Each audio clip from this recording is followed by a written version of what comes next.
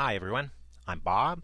I'm your desertcomputerguy.com, and this time I'm going to talk about Facebook security settings.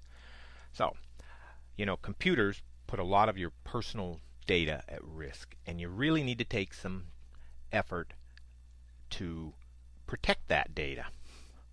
Well, Facebook's philosophy is they want you to connect and share, and sharing is quite contrary to keeping things private.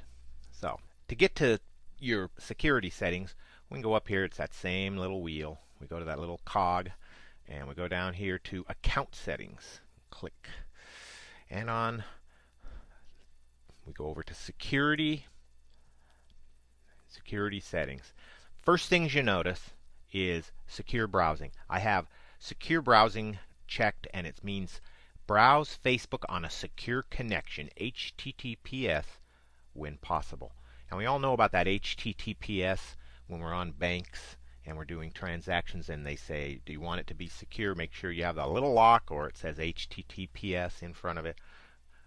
Well, that's what that is. And that makes, every time I connect to Facebook, it attempts to use that if possible. So most of the time, I'm on a secure connection.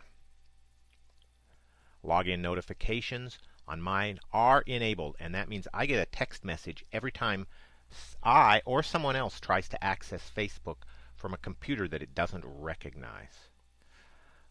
Login approvals. A security code is required when logging in from an unknown browser. That means I get a security code sent to my phone as well.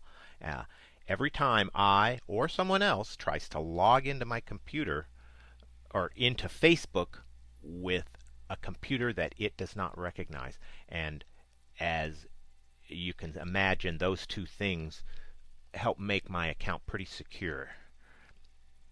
App passwords. I haven't created any app passwords, and if you know my philosophy on apps as a third-party, non-regulated kind of entity, I just don't use apps. Trusted contacts. Now this is a new thing. I don't have any trusted contacts, but you can set a couple of your friends that you trust, and if you ever have trouble logging in, you can contact them and they can give you a code that you can get in with.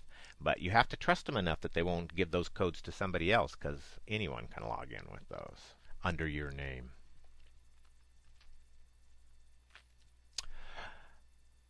Recognized devices. I have two recognized devices right now, the MacBook and my iPhone, and they're both connected.